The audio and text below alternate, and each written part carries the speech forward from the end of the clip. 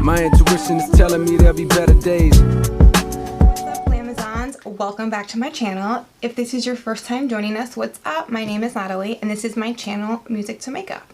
So today's video, I'm going to be talking about why men love bitches. I'm going to be talking about the characteristics of a bitch, the definition of a bitch. We're going to do a quick quiz to see if you are too nice, and then I am going to talk about some really important attraction principles that I have found in this book, Why Men Love Bitches. Yeah, and just talk about that. So if you are interested in hearing those things, then keep on watching, and if you do like this video, please let me know by giving it a thumbs up, and don't forget to subscribe to my channel. Pretty please. Okay, so if it's a dating book and it's on Kindle Unlimited, I can almost guarantee I've read it. And I have just never read this book until recently, because whenever I saw it, my mind would be like, oh, well, I am not a bitch and I don't want to be a bitch. And society has kind of like ingrained in us that we are supposed to be like easygoing and accommodating, and we don't want to be high maintenance for a man to be drawn to us. You know, like I just always equated being a bitch with something or someone that, you know, like wouldn't be attractive to a man. I don't know, like I've just never considered myself like a mean person. But you'll see, like the definition of a bitch is not the, you know, typical definition you would think of. And, you know, when I was younger, I was so accommodating, and I would basically try to mold myself into the person I thought that guy wanted me to be. But we're gonna talk about how like being a bitch is more of like a mindset and just a bunch of different components, and it's not being a mean person. Okay, so let us conclude this chapter by redefining the word bitch. Think of it as a term of endearment. A bitch is not a woman dream girl who speaks in a harsh tone of voice. It is not a woman who is abrasive or rude. She is polite but clear. She communicates directly with a man in much the same way men communicate with one another. In this way, it's easier for a man to deal with her than with a woman who waffles or appears too emotional, because the emotionally sensitive type of woman confuses him. The bitch knows what she likes and has an easier time expressing it directly. As a result, she usually gets what she wants. Here are the 10 characteristics that define her. Number 1. She maintains her independence. It doesn't matter if she's the CEO of a company or a waitress at Denny's. She earns an honest living. She has honor, she isn't standing there with her hand up. Number 2, she doesn't pursue him. Let me go back to number 1 too. Something that really frustrates me about my best friend is it seems that whenever she meets a new guy, I suddenly start barely hearing from her. And she doesn't maintain her independence, and she, you know, like will drop everything to be with him even if his plans are last minute. Okay, number 2, she doesn't pursue him. The moon and the sun and the stars don't revolve around him. She doesn't make her dates with him when her horoscope advises that his big Mercury is about to retrograde into her little Venus. She doesn't chase him or keep tabs on him. He is not the center of the world. Hallelujah. 3. She is mysterious. There is a difference between honesty and disclosure. She is honest, but she does not reveal everything. She isn't verbally putting her cards on the table. Familiarity breeds contempt, and predictability breeds boredom.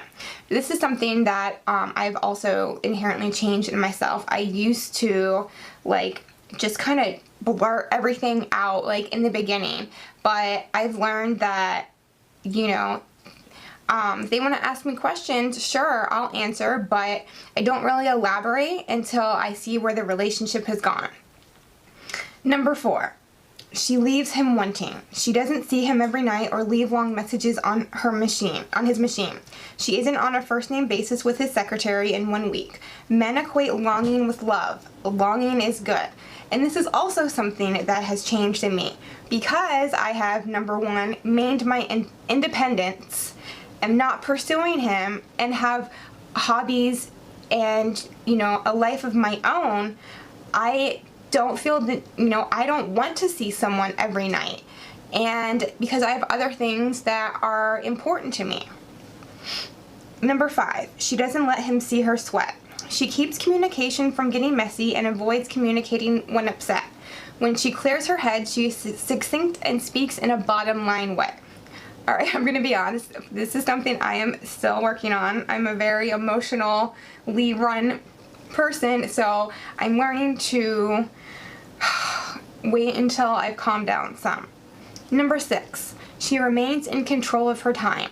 She takes it slowly, especially when he wants to hurry. She moves to her rhythm, not him, preventing him from taking control of her. Yes. Okay, number 7. She maintains a sense of humor. A sense of humor lets him know she is detached. However, she doesn't treat disrespect as a laughing matter. Number 8. She places a high value on herself. When he gives her a compliment, she says thank you. If you are unable to accept a compliment, or someone gives you a compliment and you're like, oh, no, that is the biggest indicator of low self-esteem, and men pick up on that. She doesn't talk him out of it. She doesn't ask what the ex looked like, and she doesn't compete with other women. And this is when you know your worth, and you are not, how freaking awesome you are. You know what I'm saying? It takes work, but...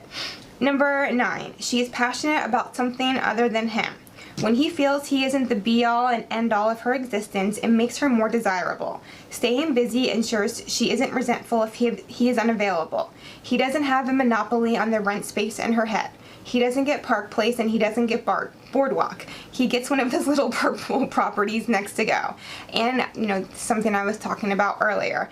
I have my YouTube channel and making my brush cleaner and so many things I want to start writing that I'm passionate about that, and it's completely the opposite of when I was younger. I would make the person I was in a relationship my entire world. And looking back, I see how that was not healthy. Number 10, she treats her body like a finely tuned machine. She maintains her appearance and health. A person's self-respect is reflected in how he or she maintains physical appearance. If he tells her he doesn't like red lipstick, she wears it anyway if it makes her feel good. And this is something that I've completely changed in this area as well, because I would always be trying to please him. So if he would have said, I don't like red lipstick, I wouldn't have worn it. But now I'm on this earth to do things that make me happy. This is my life. So if something makes me happy, whether it be a piece of clothing or a certain makeup, because I've read in so many of the dating books I've read, it talks about how men don't like heavy makeup. But you know what? I'm like, I don't care, because it makes me happy. And that, once you have self-respect and self-worth, you don't try to agree with everything he agrees with. You have your own opinions and your own point of view, and that makes you more desirable.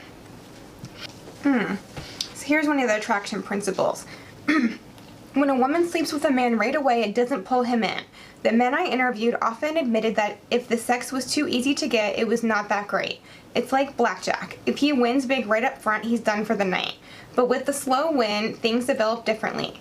He wins a few hands and then loses a couple. At this point, wild horses couldn't pull him away because he feels so close to winning again. He can almost taste it. His inborn competitive male nature kicks in and makes him stay there and fight. And if he's losing, he'll fight even harder. So this is the attraction principle. When a woman doesn't give in easily and doesn't appear docile or submissive, it becomes more stimulating to obtain her. The objective while dating is not to be mean. It is to give him the thrill of the chase by taking it slowly and letting him be a man. It's easy to understand his nature because it's our human nature too. Okay, so this is a quiz to see if you're too nice. Number 1, do you feel guilty when you say no, or do you say no and then second guess yourself? Number 2, do you often try to tell your partner that you want to be treated with respect? Number 3, do you find yourself bartering or negotiating for what you want? Number 4, do you often pass up sleep or the need for personal time to meet his needs?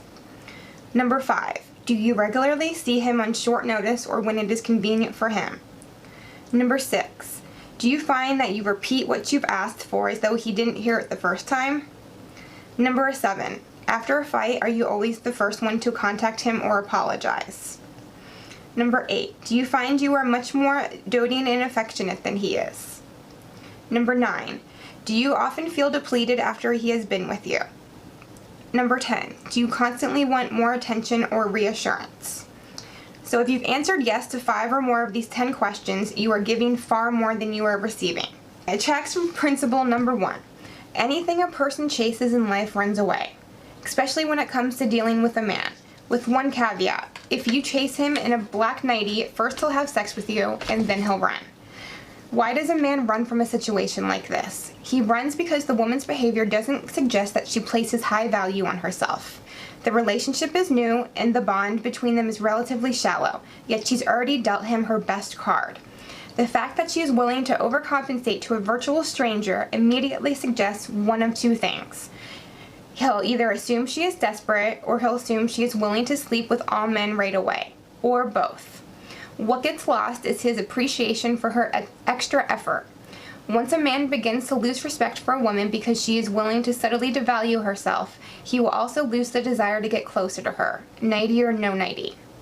A dream girl, on the other hand, won't kill herself to impress anyone.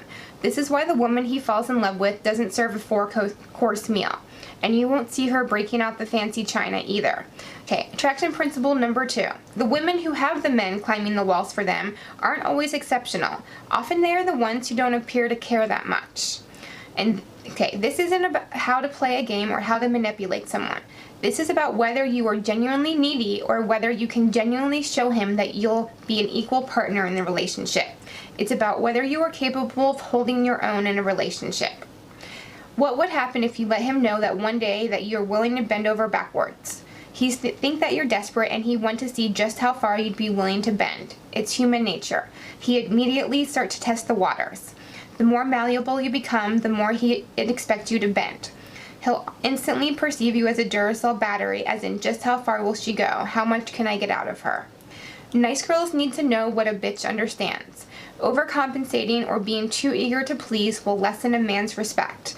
It will give the kiss of death to his attraction, and it will put a time limit on the relationship. Most men don't perceive a woman who jumps through hoops as someone who offers a mental challenge. Intelligent women make the mistake of assuming that if they hold a higher degree, then they can hold their own in a political debate, and they have a good understanding of mid-caps. They offer a man mental stimulation during dinner.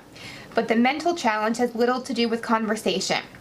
And this is so completely true. Like, women, if you ask women what we consider mentally stimulating, we're going to say, oh, you know, like an intellectually stimulating conversation and blah, blah, blah, blah.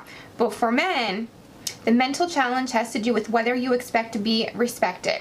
It has to do with how you relate to him. It has to do with whether he knows that you aren't afraid to be without him.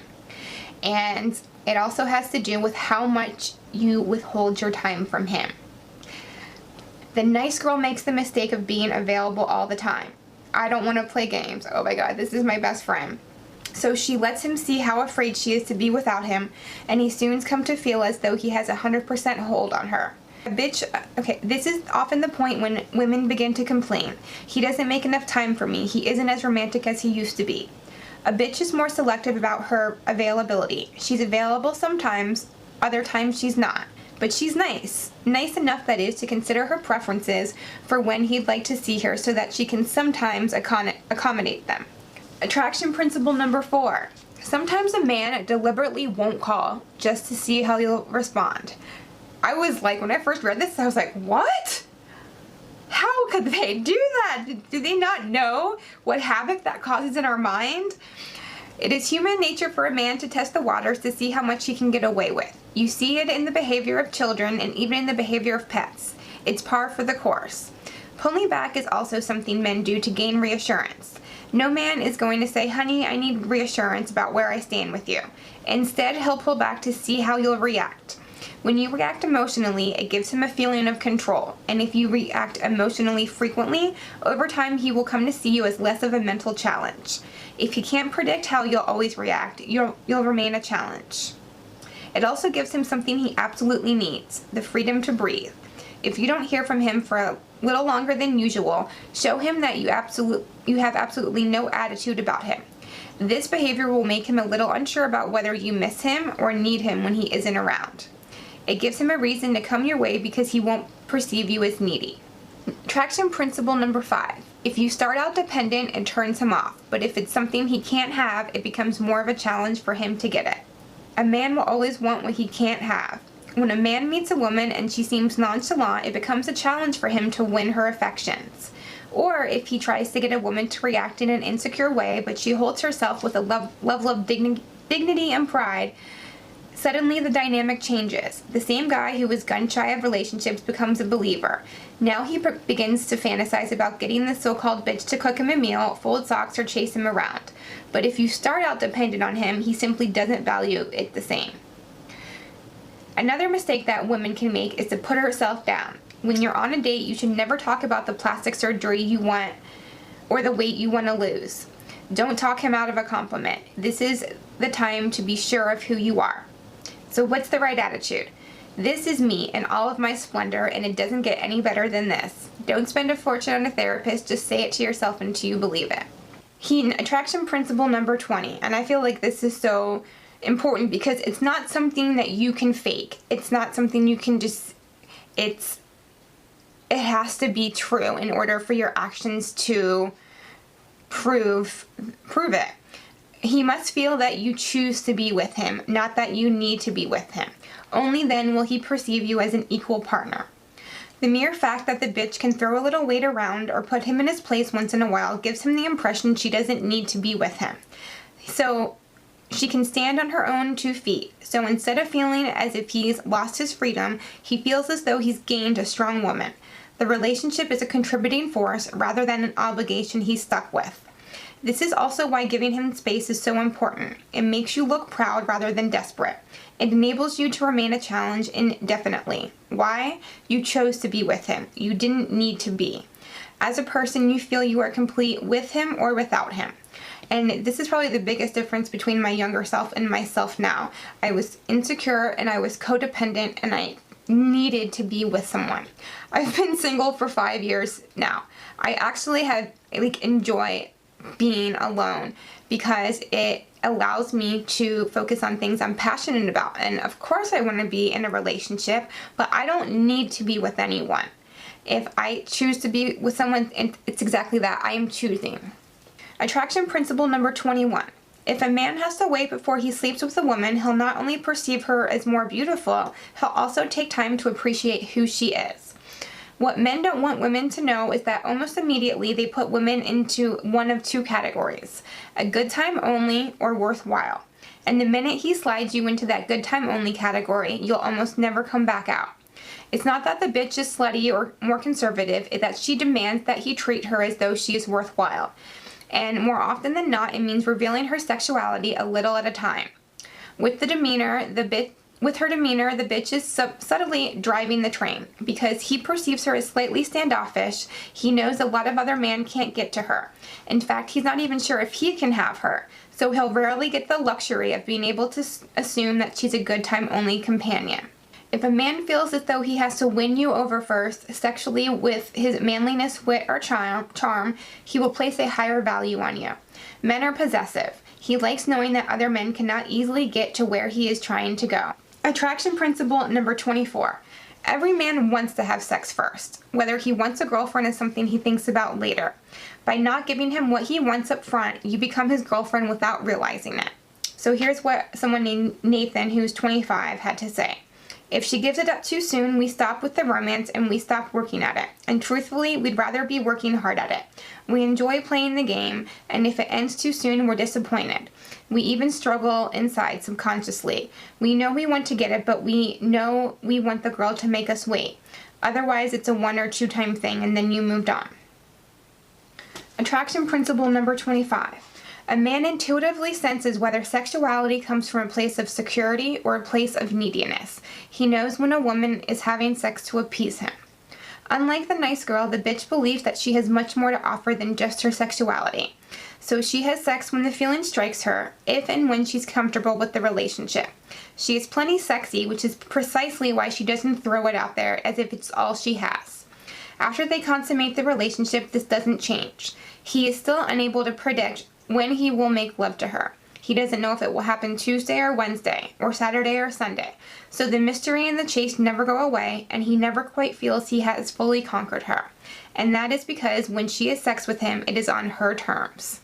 Okay, so now we're going to be talking about some conditions that a bitch has. Condition number 1, and this is a condition I definitely have. He books in advance. The message, your time and attention are valuable. When a guy tries to make plans at the last minute, it shows that he doesn't value your time. If you treat yourself as a valuable commodity, he will naturally put more stock into you. For example, he calls and says, "When can I see you?" Don't say, "I'm wide open around the clock, pick a time, anytime." He suggests Friday. Okay. He suggests Tuesday. Okay. Instead, politely tell him you have 2 nights that are good for you. Then let him choose one. He'll probably choose both. Condition number 2. Don't see him when you are running on empty. The message, he does not come before basic necessities, such as rest. He says he'd like to see you at 9 p.m. and you don't want to be out too late. Tell him, "I'd prefer to get together earlier." If he can't because he is working late, make no issue of it. Simply suggest getting together another night. Condition number 3. If you aren't having fun or he isn't good company, end the date immediately and give a superficial explanation as to why. The message, you have a standard of how you expect to be treated. Oh my gosh, I had never done this before until the last date I went on. Oh my god, let me tell you guys about this date. So, we had been talking for a few weeks, and he had kept asking, "When can I see you?"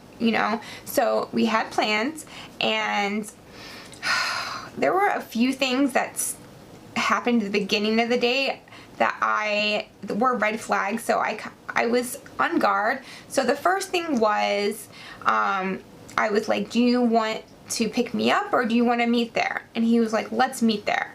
So on the first date, I think a guy should pick you up. But I mean, I did meet him online, so I was like, we don't know each other. Maybe it is best if we just meet there. So we meet there. We were gonna go bowling and have some food, and we get to the elevator, and he realized he forgot his mask. So he's like, "Oh, I'm gonna run to my car." And so I'm waiting for him, and the thought did cross my mind, like, I wonder if he left. And then I literally thought to myself, he's a dumbass if he leaves because I'm looking good right now. And he came back and he was like, "Did you think I left?" I was like, "No." Like, he was trying to see if, I would be like, anyways. So then we are sitting down, he orders a drink, and as soon as the drink comes, he's like, "Oh, this better not be all ice." And I was a bartender and server for a long time, so like, number 1, I felt that was rude. So then I ordered an appetizer in my meal, and appetizer came out, like, he started eating some of it, and he was like, "This isn't that good." He was like, "How much did you pay for this?" How much did I pay for this? Okay, so that is telling me that you are expecting me to pay for everything that I'm ordering. Very romantic. So then oh my gosh, so many red flags. He was talking about his place and how he has like no furniture and doesn't have a shower curtain, and I'm like, "Do you have a bed at least?" And he was like, "Yeah." I'm like, "Is it on the floor?" He was like, "Yeah." I'm like, oh my god. And he was like, "Is that a deal breaker?" I'm like, it could be. I'm like, "Are you used to dating younger girls?" And he's like, "Yeah, why?" I'm like, "Because older women won't put up with that shit." And he was like, I'm like, "And he had just told me he was at IKEA with his friend the other day." I'm like, "You could have easily bought a bed." And he was like, "Well, why should I?" I'm like, number 1, that's what adults do. And you're sitting here telling me how badly you want a family, but you don't even have, you have a mattress on the floor. So, and then I was like, "How old are you again?" And he was like, 35. He said 35. So then I was like, "Oh, let me figure out what your life path number is," because I'm like really into life path numbers now. And I'm like, "All right, so tell me your birthday." And he didn't say the year. I'm like, "I need the year too." And he said, 83. And a little light bulb goes off above my head, and I'm like, He said he was 35, which is the same age as me. So if he's 35, I'm 35. I was born in 85. He was born in 83. There's no way he's 35. I'm like, I thought you said you were 35. He's like, oh yeah, I was lying. So then, as I'm like asking for a box, we're about to finish up. Then he decides to complain about his food and tell the waitress that it wasn't any good. And she was like, why didn't you tell me that before you ate half of it? And as a server previously, I'm like, yeah, that's completely messed up. So she ended up taking the whole meal off. So all he had to pay for was his drink. Did he pay for any of my food or drink? No. So we were going to go bowling after that, and I was like, you know what? I'm really tired. I'm just going to head home. And like, he was still texting me the next day, like clearly didn't get it. And I was just like, listen, this isn't working out. When sex happens early on because the nice girl wants desperately to hold on to a man, his behavior changes completely. The dinners, the candlelight, the flowers, it all comes to a screeching halt. Instead of taking her out to a dinner and a movie, now he's dropping by unannounced with a video because he already knows what's going to happen. However, when a woman makes him wait and he's romantic over time, the dinners and the flower keep on coming. Why? Because he's formed the habit of treating her with respect before he got what he wanted. Okay, so I think I'm going to stop there. There are so many more like attraction principles I want to talk about, but I will leave that for a second edition of this video. Tell me if this topic is something that you guys are interested in hearing about. And I hope that you enjoyed this video and hopefully learned something. And I love you guys. I will see you next time.